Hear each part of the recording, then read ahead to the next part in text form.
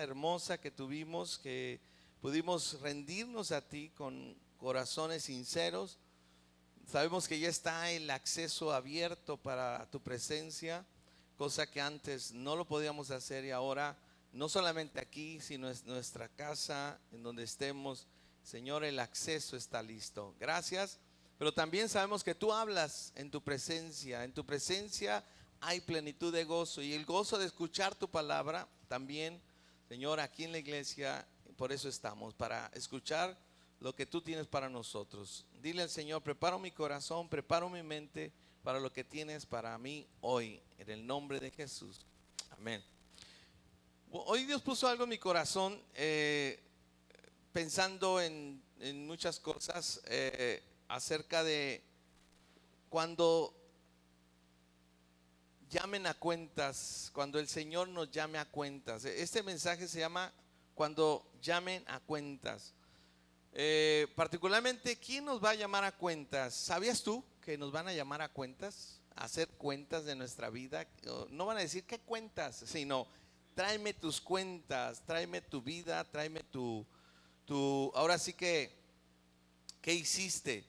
Y hay un pasaje en particular que me llama mucho la atención, de Jesús, que les habló muy fuertemente a los fariseos, a la gente que él estaba.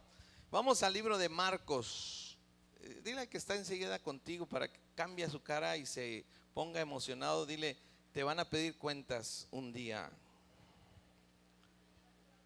Como que no se emociona uno mucho, ¿verdad? Vamos a leer este pasaje, Marcos 12, 1 al 12. Jesús les da este pasaje, esta anécdota muy interesante, pero todo es en base a las cuentas que Dios va a pedir de sus siervos, de sus hijos, de su pueblo, etcétera. Entonces comenzó Jesús a decirles por parábolas: un hombre plantó una viña, la cercó de vallado, cavó un lagar, edificó una torre y la arrendó a unos labradores y se fue lejos. Y a su tiempo envió un siervo a los labradores para que recibiese de estos el fruto de la viña. ¿Qué quería el Señor de la viña? A ver, repitan conmigo: fruto. Fruto. ¿Se acuerdan que hemos estado hablando de fruto? De cómo dar o cómo ser un árbol que dé fruto. Hace 2 domingos empecé esta enseñanza. Bueno, esta enseñanza está pegada a esas enseñanzas, porque estamos hablando de un árbol que da fruto, ¿verdad? Entonces aquí lo que quería el dueño de la granja, de la viña, era fruto. Mas ellos, tomándole, le golpearon y le enviaron con las manos vacías. ¿Qué recibió? Nada. Volvió a enviarles otro siervo, pero apedreándole, le hirieron en la cabeza y también le enviaron afrentado, o sea que golpeado y todo molido, ¿no? Volvió a enviar a otro y a este lo mataron. Este fue peor. Y a otros muchos, golpeando a unos y matando a otros. O sea, no solamente fue uno, sino varios mensajeros que fueron e hicieron lo mismo con ellos. Por último, teniendo aún un hijo suyo amado, le envió también a ellos diciendo: tendrán respeto a mi hijo. Mas aquellos labradores dijeron entre sí: este es el heredero, venid, matémosle y la heredad será nuestra.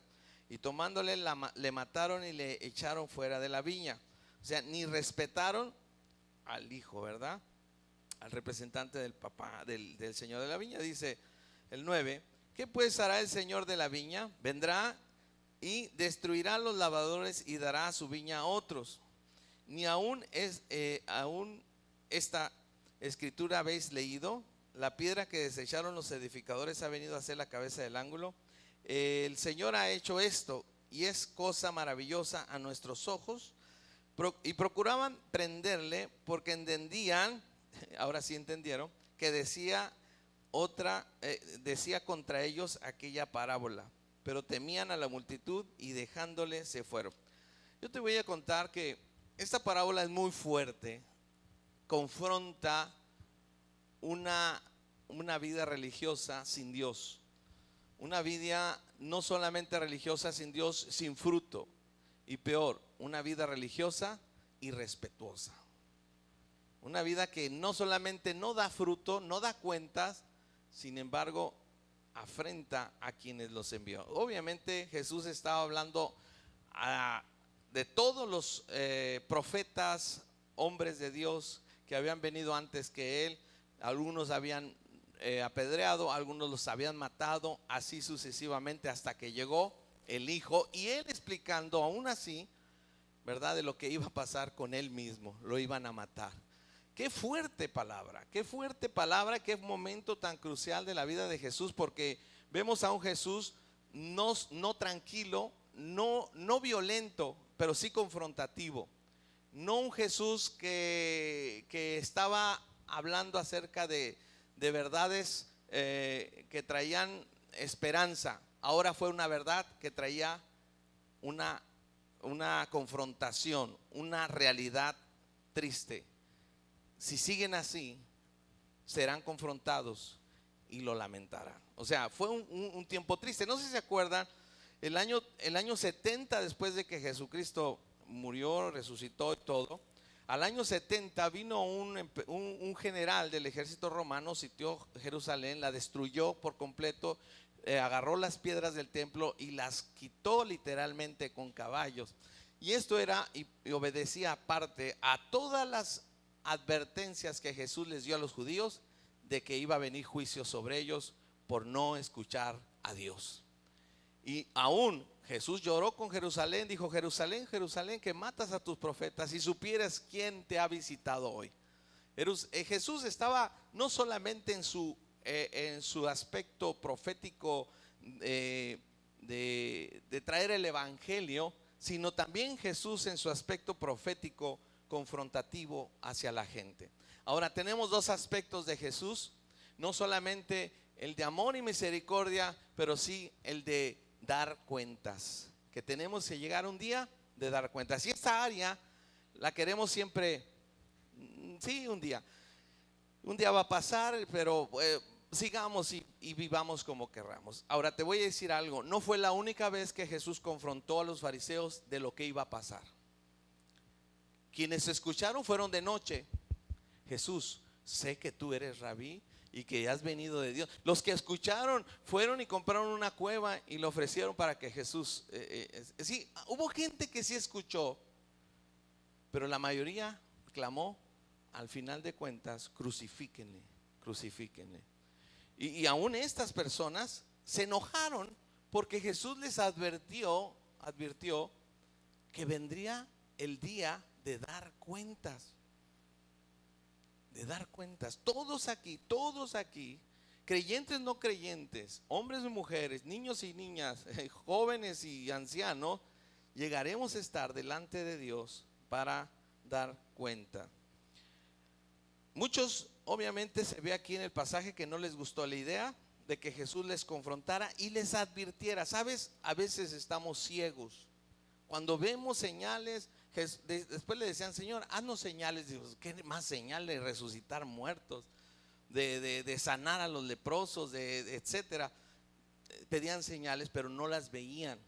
Jesús vez tras vez les advirtió que iban a sufrir juicio, pero no lo veían. No fue la única vez. Mucha gente incluso hasta lo rechazó. Ahora, ¿qué pasa en nuestros días? Muchas personas prefieren vivir sin la idea de un Dios. No hay Dios. ¿Qué implica cuando la gente se declara atea? Que dice: gracias a Dios soy ateo. Bueno, ¿qué pasa cuando la gente se declara atea?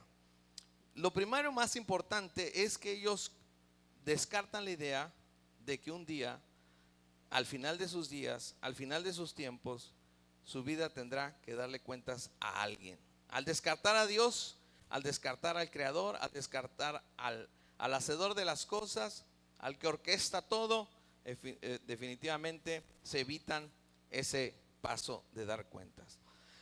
También una persona que vive sin Dios o negando la existencia de Dios, vive sin ese temor de Dios o ese temor por sus hechos, porque un día dará cuentas, o simple y sencillamente vive sin saber o quiere vivir sin saber que todo lo que siembras vas a recoger. Y por último, o por así decirlo, por último, la gente que vive sin Dios también quita el castigo que al final vendrá, o la recompensa que al final vendrá cuando demos cuenta de nuestra propia vida. ¿Sí? Un huérfano, un niño huérfano entiende bien este principio, porque dice: a mí quién me castiga, a mí quién me corrige, no tengo padres. O sea, se evitan ese proceso de confrontación. Pero hoy hay otras personas, y que quizás tú y yo estemos o eventualmente podamos caer en este rubro. No aquellos que niegan a Dios. Nosotros decimos que amamos a Dios, o por lo menos lo decimos, pero hay otros que quieren o viven amando a Dios, pero viven como en una religión. ¿Qué es esto? Es exactamente lo que vivieran estas personas. Ellos se basaban en cumplir leyes o requisitos para poder ganarse el cielo. A mí me llama la atención, estos fariseos o estos religiosos eran bien puntuales en las fiestas. Se come el pan sin levadura, se hace así, los sacrificios, etcétera, pero por su corazón estaba lejos de Dios. Simplemente estaban tratando de ganarse a Dios. Muchos cristianos viven así. Voy a ir a la iglesia, tengo que leer la Biblia, no tengo que fumar, no tengo que tomar, no tengo que bailar. ¿Por qué? Porque pues eso es lo que hace un cristiano. No, un cristiano no es no hagas. Un cristiano es libre en Cristo Jesús. No es libre para hacer lo que quieras. Pablo dijo: todo me es lícito, mas no todo me conviene. Un cristiano es para poder tener la madurez de elegir entre lo bueno y lo mejor. Entre lo bueno y lo malo, obviamente, pero lo bueno y lo mejor. Esos tipos de cristianos o de religiosos o en la religión se cuidan de no hacer cosas tan malas que les impida ir al cielo. Incluso van a hacer cosas malas, pero no son tan graves, de tal manera que cuando mueran alguien va a rezar por ellos, ruega por él para pasarlo de un lugar a otro y pueda así llegar al final de cuentas al cielo. Pero se cuida de no matar, ¿verdad? No hacer actos terribles, para que pueda la gente con confianza ruega por él, ¿verdad? Y pasar de una situación a otra. Jesús fue claro y establece que hay un señor de la viña que pedirá cuentas a todos. Apocalipsis 20. Deja tu dedito aquí en este pasaje, lo vamos a estudiar. Este es un estudio de la Biblia. Dile que esté enseguida: este es un estudio de la Biblia. Vas a aprender hoy mucho acerca de la Biblia. Con tanto calor vas a aprender más. Sí, Apocalipsis 20. ¿Quién ha leído el Apocalipsis? Sí, a ver, levante la mano. Sí, wow, está padrísimo, ¿verdad? Para los que andan mal se asustan. De vez en cuando debemos leer Apocalipsis. Alguien recomienda que los libros que más debemos de leer es el Apocalipsis, para que no se nos olvide, ¿sí?, quién gana y qué es lo que nos toca a nosotros. 20, versículo 11 al 15. Dice: y vi un gran trono blanco al que estaba sentado en él, delante del cual huyeron la tierra y el cielo, y ningún lugar se encontró para ellos. Y vi a los muertos, grandes y pequeños, de pie ante Dios. Y los libros fueron abiertos, y otro libro fue abierto, el cual es el libro de la vida. ¿Quién está escrito en el libro de la vida? A ver, gloria a Dios. Pero andas de baquetón, pero de todas maneras estás ahí. Pero por eso se trata la enseñanza, ¿verdad? Ok. Y fueron juzgados los muertos por las cosas que estaban escritas en los libros, según ¿qué? Según ¿qué? Sus obras. No le hace que estés en el libro de la vida. Todavía hay juicio en esta vida. Está fallando este micrófono. En esta vida y en la que viene. El versículo 13. Y el mar entregó los muertos que había en él, y la muerte y el Hades entregó a DiCaprio, ¿no? Y el Hades entregaron a los muertos que había en ellos, y fueron juzgados cada uno según ¿qué? Sus obras. Nuevamente menciona las obras. Y la muerte y el Hades fueron lanzados al lago de fuego. Esta es la segunda, la muerte segunda. Y el que no se halló inscrito en el libro de la vida, ¿qué? fue lanzado al lago de fuego. Volvemos a decir, ¿quién está inscrito en el libro de la vida? Levanten la mano. Los que no, prepárense para una más calurosa bienvenida. Lo dice aquí, no lo digo yo, no lo estoy asustando, pero así dice la Biblia. Así es que asegúrate estar inscrito en el libro de la vida, ¿ok? Pero al final de cuentas, si te fijas, de este trono está diciendo, los que están en el libro de la vida los vamos a juzgar según sus obras. Los que no están, esos ya van directo al lago de fuego. Si se fijan, hay dos juicios diferentes aquí. El que nos compete a nosotros es el juicio del trono blanco, ¿sí? El trono donde somos creyentes, estamos en el libro de la vida, mas sin embargo nos espera Dios con nuestras manos llenas de lo que Él nos mandó a hacer, ¿ok? Es claro. Ok, 2 Corintios 5:10, vamos a reforzar esto. Acuérdate que es un estudio bíblico. 2 Corintios 5 dice, ¿por qué leen tanto la Biblia? Primero, estás en la iglesia, ¿no? Segundo, pues es un estudio bíblico. 2 Corintios 5:10, porque es necesario, repite conmigo, necesario, ¿ok? Que todos nosotros comparezcamos ante el tribunal de Cristo, para que cada uno reciba según que lo que haya hecho mientras estaba en el cuerpo, sea bueno o sea malo. Ya tenemos un juicio donde los que no están inscritos en el libro de la vida van a ir ya directo, ya ni van a decir, preguntarle, oye, ¿hiciste cosas buenas? No, tú ya vas de ayer. Oye, pero no estaba inscrito, ¿me pueden inscribir? No, eso es mientras estabas vivo. Ok, los que estaban inscritos en el libro de la vida, dice Pablo, es necesario que comparezcamos ante el tribunal de Cristo para que se nos valore, para que se pese nuestras obras delante de Dios. ¿Sabías esto? Bueno, entérate. Un día te daremos cuenta de lo que hicimos mientras estábamos vivos, mientras estábamos en el Señor.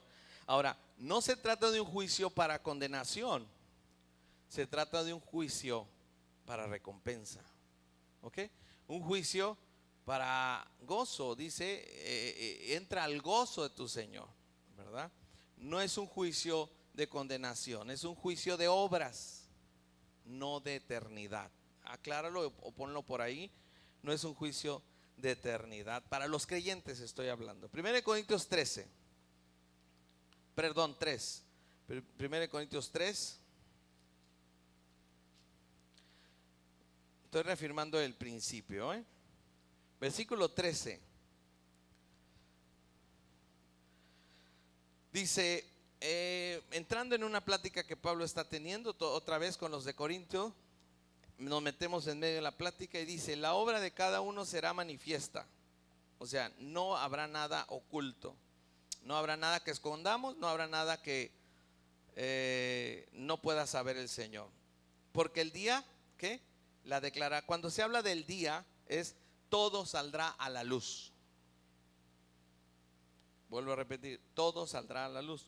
Tus pensamientos saldrán a la luz. Lo que tú viste, lo que no viste, saldrá a la luz. No sé, alguien lo pinteó de esta manera, que te van a poner ahí y te van a poner una pantalla y te van a decir, esta fue tu vida. Y dices, todos los 30, 40, 50 años. No, allá en la eternidad hay tiempo. Y lo van a pasar. Yo no sé cómo va a ser, pero dice que el día la declarará. ¿Ok? Pues por el fuego será revelada, y la obra de cada uno, cual sea el fuego, la probará. Si permaneciera en la obra de alguno que sobreedificó, recibirá ¿qué? Acuérdate, no es un juicio de condenación o de eternidad, es un juicio de obras. Dice, recibirá recompensa. ¿Quién quiere recompensa? Gloria a Dios.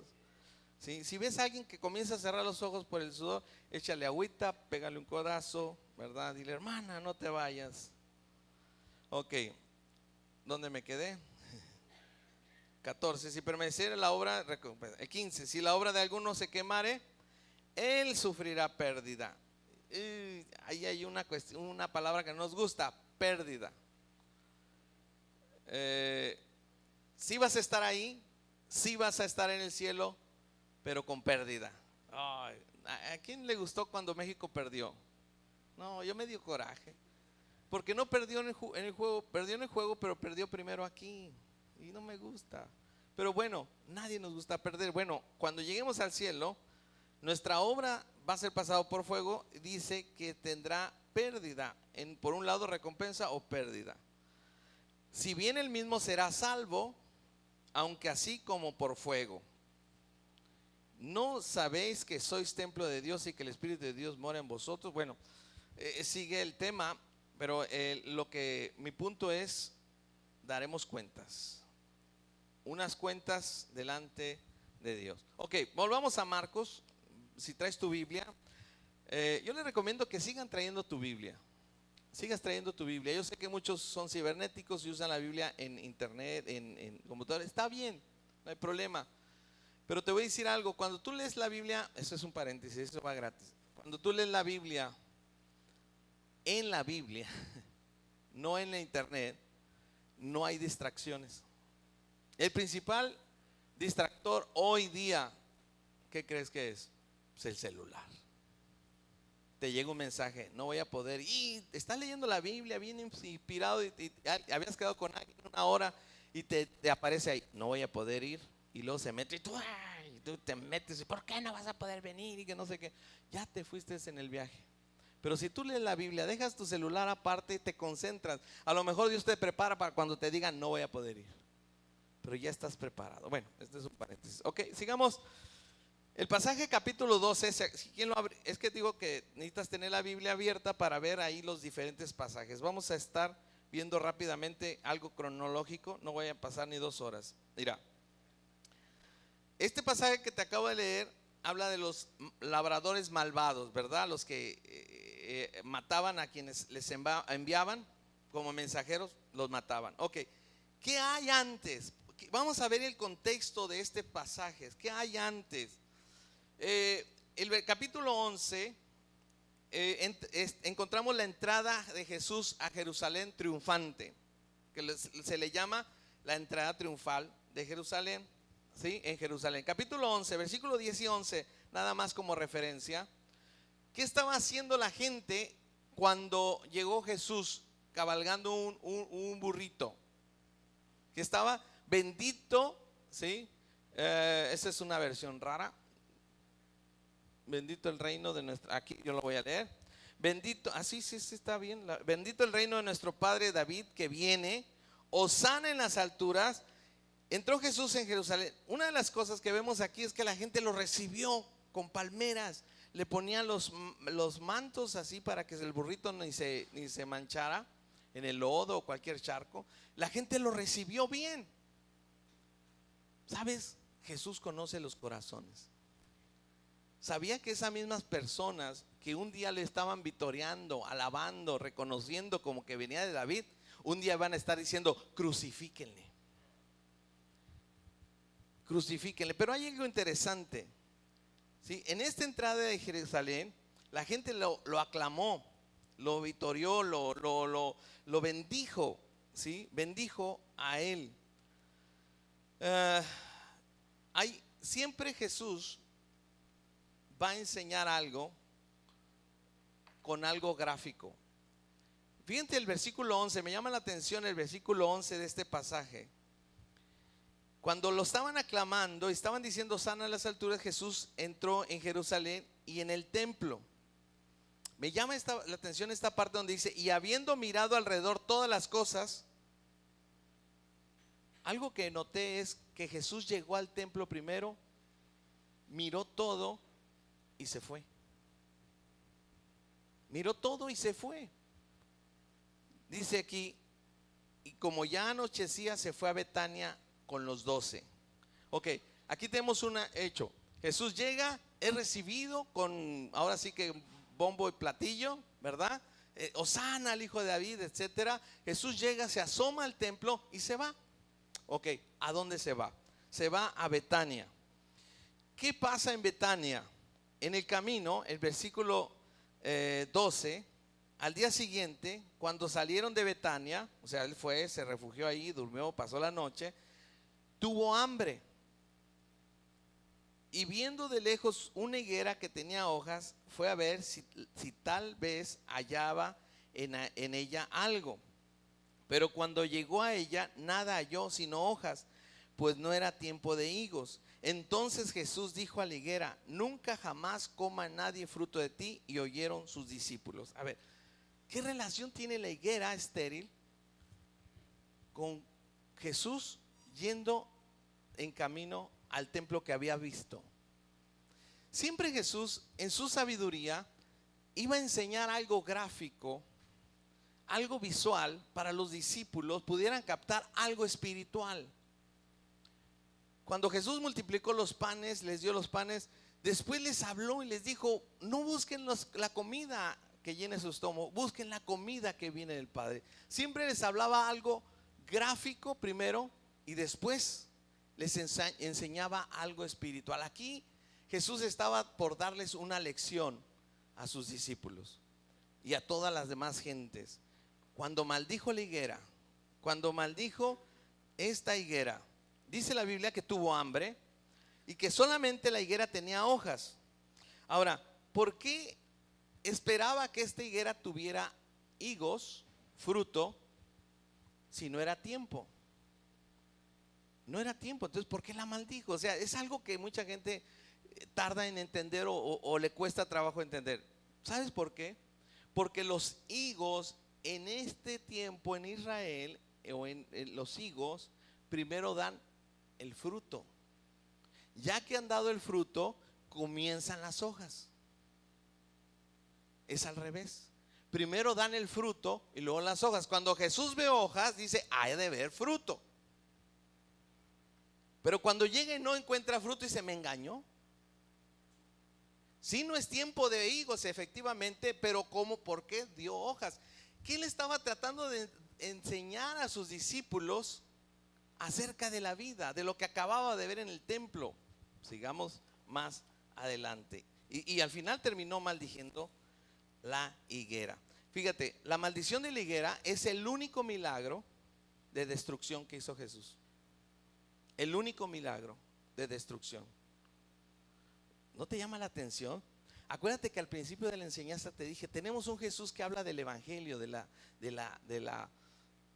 amor, de la gracia, de la misericordia, pero tenemos un Jesús que advierte sobre un juicio. Bueno, cuando maldice la higuera, está advirtiendo sobre un juicio. O sea, no solamente hace milagros, sino también va a llegar el día que Él tiene autoridad para llevarte a juicio. Cuando no des fruto. Cuando no des fruto, ¿por qué? ¿Qué son las hojas? Pues todo lo llamativo que un árbol puede tener. Acuérdate cómo llegó a Jerusalén. ¿Qué le decían? Bendito el que viene en el nombre del Señor. Puras hojas. Puro aspaviento. Y luego se fija en el templo.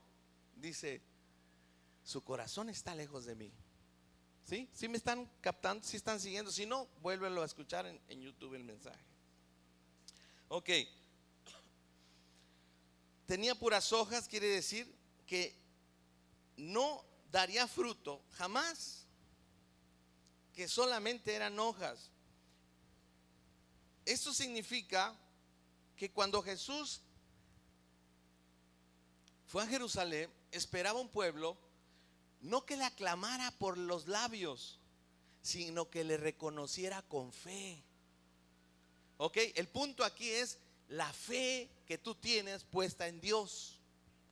No en el momento porque Jesús sanó algo, porque Dios te quitó algo, ya vas a confiar. Y si no lo hace, lo vas a crucificar.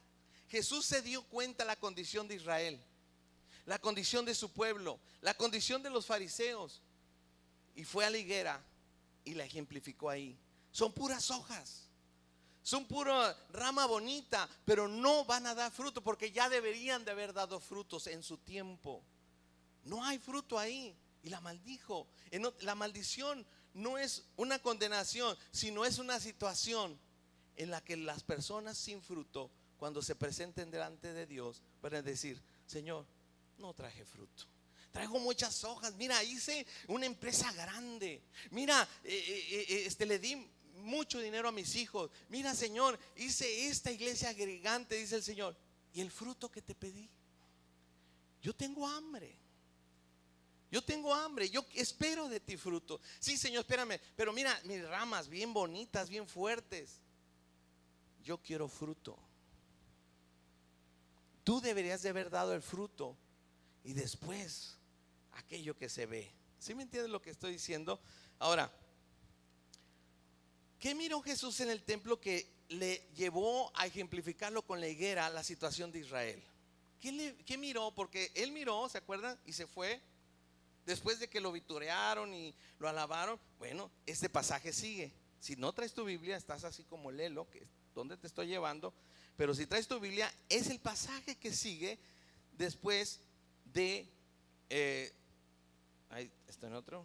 Después de la maldición dice: Jesús purifica el templo. Ok, versículo 15. Cuando pasó lo de la higuera, que la maldijo y todo, vinieron pues a Jerusalén, y entrando Jesús en el templo comenzó a echar fuera a los que vendían y compraban en el templo, y volcó las mesas de los cambistas y las sillas de los que vendían paloma, y no consentía que nadie atravesase el templo llevando utensilio alguno. Y les enseñaba diciendo: ¿no está escrito, mi casa será llamada casa de oración para todas las naciones? Mas vosotros la habéis hecho cueva de ladrones. ¿Qué había visto Jesús antes? Todo esto. Me llama la atención que gente cree que Jesús fue violento. Jesús no fue violento por violencia, un arranque de explosión. Fíjate que no. Jesús no estaba tranquilo, estaba ay, paz y amor, todos vivan en paz, la paz de Cristo y todo. Y ve hijos de su templo y comienza a derribar. No, Jesús llegó primero, lo vitorearon, lo alabaron, y llega y ve el templo y se va. Y luego con los discípulos pasa y dice: esta higuera no tiene higos, la maldijo. O sea, Jesús no actuó en un arrebato de pasión, no actuó en un arrebato de ira. Jesús estaba confrontando al pueblo de Israel, a los fariseos en el templo, porque era un pueblo que estaba llevando los rituales. ¿Sabes para qué eran las palomas? Para sacrificios. ¿Sabes para qué era el dinero? Para las palomas de los sacrificios. ¿Sabes para qué estaban ahí todo el mundo? Para la fiesta. Ellos eran muy puntuales en las fiestas, eran muy puntuales en no hagas, no hagas, no hagas, pero su corazón estaba lejos de ellos, de Dios. Se había convertido en una cueva de ladrones. Jesús lo dice así: una cueva de ladrones. No sé si me están captando, siguiendo.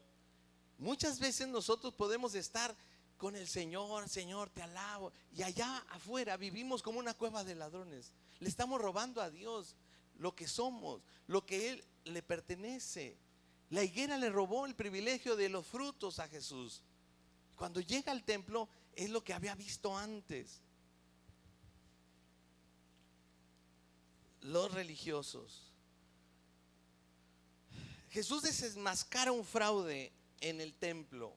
No que estaban vendiendo o cambiando. El fraude era que el propósito del templo.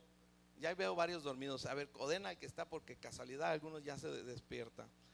¿Sí? Ahorita le echamos agüita, hermanos. Traigan suero, por favor.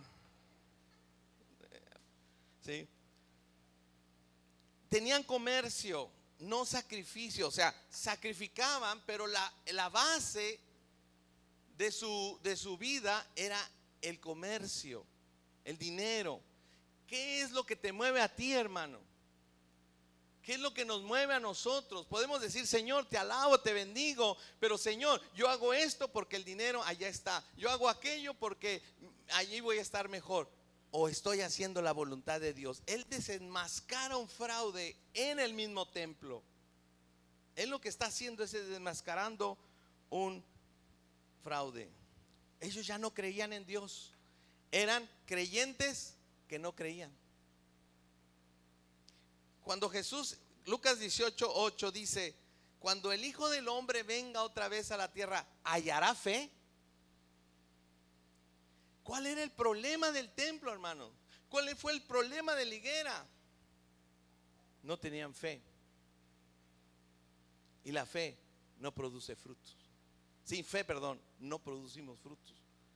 No caminamos en la voluntad de Dios. No caminamos en lo que Dios está haciendo o lo que Dios va a hacer en nuestra vida. El templo se había quedado puro comercio. No tenían fe. Versículo siguiente, vamos rápido, ya voy a terminar.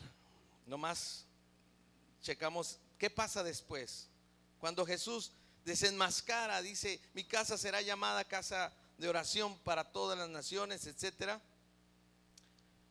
El versículo 18: y lo oyeron los escribas y los principales sacerdotes y buscaban cómo matarle y le tenían miedo. ¿Sabes? Llegamos a ser tan ciegos a la voz de Dios, tan sordos que ya no escuchamos. De veras, casi, bueno, me iba a decir como los políticos hoy, que ya hay unos que le llaman peje zombies, ¿no? Tú le quieres hablar de algo, ya no quieren escuchar otra versión de los hechos. Y dices tú: ¿por qué nos volvemos tan ciegos? ¿Por qué el pueblo de Israel se volvió tan ciego? Porque no caminaba en fe. Se olvidó de creer en Dios. Se olvidó de que todo esto era para agradar a Dios, no para agradar a los hombres, no para hacer negocio. Por eso es que dijo: hay una maldición ahí. Va a haber un día que nuestras obras van a ser pasadas por fuego. ¿Y cómo viviste, mi hermano? Para agradarte a ti, para agradar a la gente o para agradar a Dios, tienes que vivir por fe.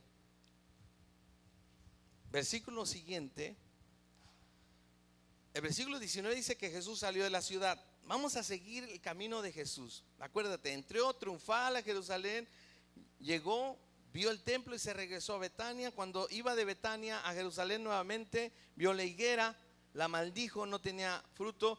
Va a Jerusalén, encuentra hecho un desastre el templo, ya lo había visto, no es nuevo para él, no fue un arrebato de pasión, ¿sí?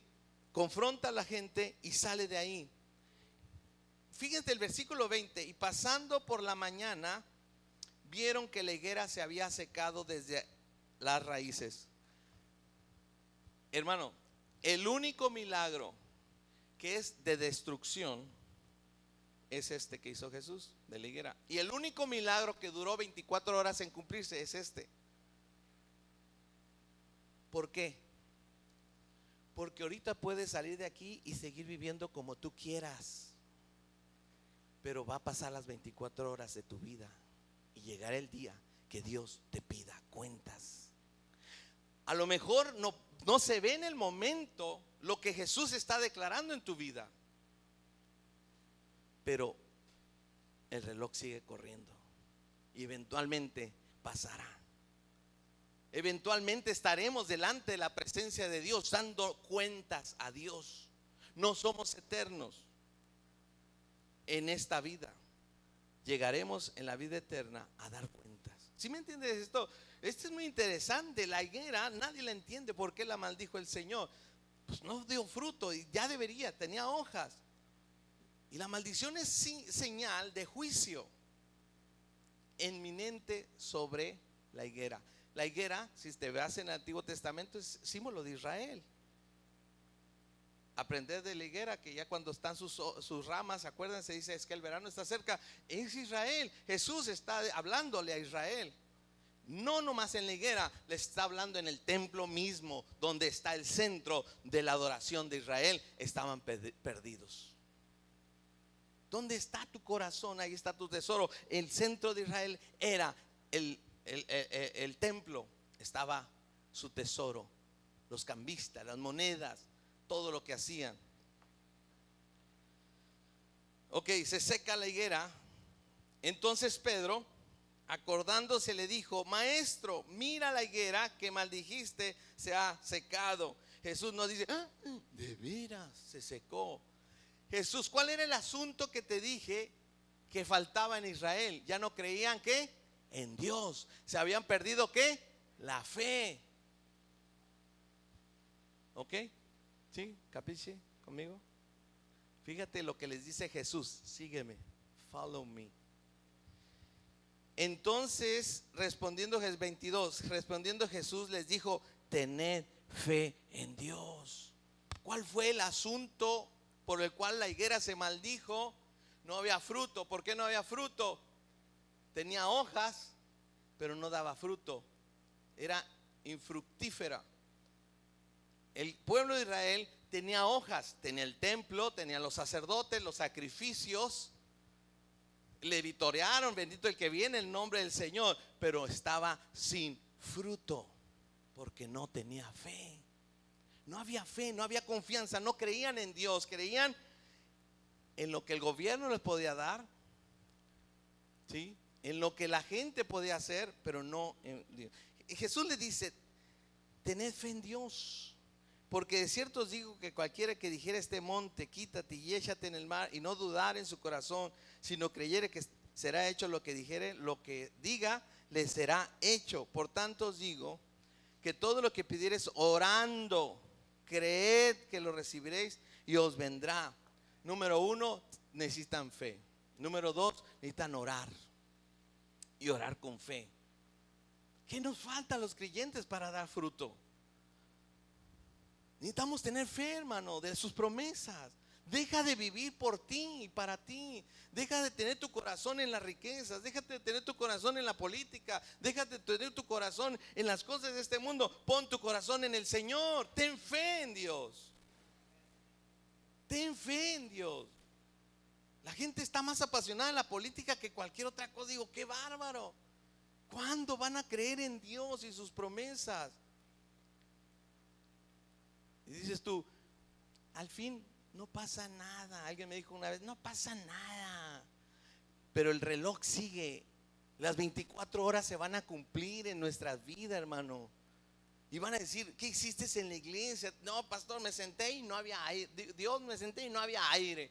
¿Y qué tú contribuiste? Pues pidieron una ofrenda de 20 pesos. Y aún así el aire todavía faltaba.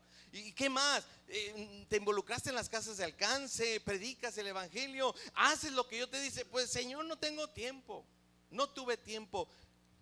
Pasa tu obra por fuego. No vas a recibir recompensa. Vamos a tener pérdida. Es tiempo de tener fe. Jesús aquí está confrontando al pueblo de Israel muy duro. Ya no vemos un Jesús como un cantante famoso dice: ay, Jesús se equivocó una vez. Sí, volcó las mesas, pero por lo regular él era bueno, él era manso. Digo, ay, Señor, ya ni los cristianos famosos conocen la palabra de Dios. Jesús no fue un arranque de ira, fue una explicación gráfica de la condición de su pueblo. Él era sacerdote, él era profeta, él tenía la autoridad para hacer eso. Él tenía la autoridad para limpiar ahí. Ok, sigamos leyendo. ¿Qué le dijo? Que tuvieran fe, que oraran. Dice por el versículo, algo que agrega, y me encanta algo que agrega el Señor, que tú dices: Señor, ¿qué tiene que ver con la higuera? ¿Cómo podemos dar fruto? La tercera cosa que menciona, no solamente cree, sino ora, ¿verdad? Y otra cosa que está entre la oración es: pídele al monte y haz esto. Pero el versículo 25 añade: y cuando estés orando, ¿qué? Perdona si tienes algo contra alguno, para que también vuestro Padre que está en los cielos perdone vuestras ofensas. A él lo odiaban. A él lo odiaron porque volcó las mesas, porque los confrontó. Dijo, lo odiaron. ¿Sabes qué dice? Así no vas a dar fruto. No puedes decir: yo amo a Dios y aborrezco a mi hermano. Yo no puedo decir: sí, Señor, yo estoy en avivamiento, pero no me pongas a esa persona porque la odio con odio jarocho. Dice, perdona. O sea, el cristianismo práctico es de no más es de relaciones, es avanzar en nuestras relaciones, es cuidar nuestro corazón. El pueblo de Israel no cuidó su corazón, terminaron odiándolo. Las personas que le decían: bendito el que viene en el nombre del Señor, terminaron odiándolo y lo crucificaron. Yo puedo decir odio, hermano, de veras, odio. Cuida tu corazón del odio. Si alguien no votó por el que tú votaste, no lo odies. No le pongas ahí un meme: ándale, ratas que ya se van a salir. Y yo digo, ¿qué es eso? De veras, Gente dice, por fin vamos a tener justicias, hijos de... Y yo dije, este no es justo. ¿Qué país tenemos donde los que ganan son igual de groseros que los que estaban antes? Y dices tú, ¿qué pasa? Ese es el problema, hermano. Cuando nuestro corazón está en las cosas de este mundo y no está en Dios. Cuando nuestro corazón está lleno como haz de cuenta, el tabernáculo, el templo es tu corazón. ¿Cómo está tu corazón? Permítele a Dios que venga y volque las mesas. ¿Lo puedes hacer? De veras, te estás atreviéndote a decirle al rey, al sumo sacerdote, el que tiene la autoridad. Y te voy a decir, y ya no hay tiempo para decirte, porque le preguntaron, ¿con qué autoridad haces esto? Sigue el pasaje, hasta el pasaje que comenzamos a leer, cuando Jesús les enfrenta, dice, había un señor de la viña que hizo esto y les encargó. O sea, Jesús siguió con el tema. No fue Jesús solamente de arrepentíos y bautices para que veas el reino de los cielos. Estaba diciendo, continúan sin arrepentirse, va a venir juicio del reino de los cielos. O sea, es la otra parte. Hermano, Dios te ama increíblemente, pero pasa delante de ti porque tiene hambre y sed de justicia. Y va a buscar, a lo mejor tienes muchas hojas y dice, ya tiene fruto ya tiene 20 años sentado en la misma silla con la misma gente, debe tener fruto. Y pasa a un lado de ti y dice, no tiene fruto. No tiene fruto. Sí, no es tiempo de higos, pero ¿por qué tiene hojas? ¿Por qué me quiere engañar? Hermano, ¿cómo está tu corazón? ¿Cómo está nuestro corazón? Llegará el día que el Señor nos llame a cuenta. ¿Qué vas a responder cuando te llamen a cuentas, hermano? ¿Qué vas a responder cuando te llames a cuentas? Hay gente que, hermano, está bien contento en la iglesia y todo, recibe una herencia y dice, Señor, gloria a Dios, ya vamos a prosperar. No voy a dar nada. Dices tú, ¿ni aún con eso? No, es que eso es para mí. Dices tú, Señor, ¿cómo está el corazón de los creyentes? Que no sueltan nada en su corazón. Así como estaba en el templo, así estaba el corazón de los judíos. Hoy Dios nos confronta, hermanos. Ya para terminar, te pregunto, ¿cómo vamos a responder cuando nos llamen a cuentas? ¿Qué has hecho para el Señor? ¿Qué fruto has dado? ¿Qué fruto puedes presentarle ahorita al Señor? Aunque sea verdecito, chiquito. Y dice, Señor, me salió un frutito. Pero espéralo un poquito más. ¿Sabes qué? 2 clases de higo. Yo estuve estudiando sobre los higos. Dije, no me voy a meter en esto. Hay 2 clases de higo, el verde y el morado, allá en Israel. Y los 2 eran comestibles. Uno era a tiempo y otro fuera de tiempo, fíjate. Jesús esperaba el verdecito. No le hace que esté verde, pero que vea que hay algo en ti. No el moradote, ese rico. ¿Se han probado los higos? Ese morado que dices, uy, qué rico. Por un licuado, con ese la haces. ¿Qué vas a responder cuando Jesús te llama a cuenta? Cierra tus ojos. Señor, aquí estamos delante de ti. Queremos ser entendidos que como la higuera tú llegaste el momento de pronunciar una maldición. No maldices nuestra vida hoy, obviamente. Eso es algo que estás hablando de un juicio que va a venir hacia nuestras vidas. Un juicio de obras. Y obras en la voluntad de Dios. Obras que nos encargaste de hacer, Señor, porque no queremos ser como los labradores malvados que se apoderaron de la viña y dijeron, esta es mi viña. Tal como los fariseos se apoderaron del templo y dijeron, este es mi templo. Señor, este es tu corazón, este es tu cuerpo, esta es tu vida, mi vida es tuya. Hermano, yo te invito, así como estás, si Dios te habló en este momento, te confrontó y tú quieres decirle, Señor, perdóname, quiero ser un árbol que dé fruto. Quiero llegar un día con mis manos llenas de fruto delante de ti, que no sea yo avergonzado. Sabemos que vas a pasar todas nuestras obras por fuego, pero queremos que estas permanezcan, que sean obras en tu voluntad, obras de las que tú me mandaste a hacer, frutos de justicia. Si tú quieres hacer un nuevo compromiso con Dios para que cuando te llamen a cuentas, no solamente estés advertido, sino traigas algo delante de Dios. Ponte de pie si tú quieres ponerte en cuentas con Dios y decirle: Señor, aquí está nuevamente mi vida. Yo quiero ser, Señor, esa persona. Un nuevo compromiso real y verdadero de vivir por fe, Señor. Y ahorita vamos a hacer ese compromiso de pedirle al Señor que volque las mesas, porque esto es algo interesante. El Señor se toma en serio lo que nosotros le pedimos. Si tú te pusiste de pie, dile al Señor: aquí estoy, Señor. No quiero ser de esos que cierran sus oídos a la advertencia, de esos que siguen viviendo como siempre. Pero sabemos, Señor, que el reloj sigue su curso. Señor, sabemos que va a llegar un día donde no va a ser precisamente una maldición sobre nosotros, sino que estaremos presentándonos sin fruto y saldremos avergonzados de tu presencia. Un día daremos cuentas, un día daremos cuenta.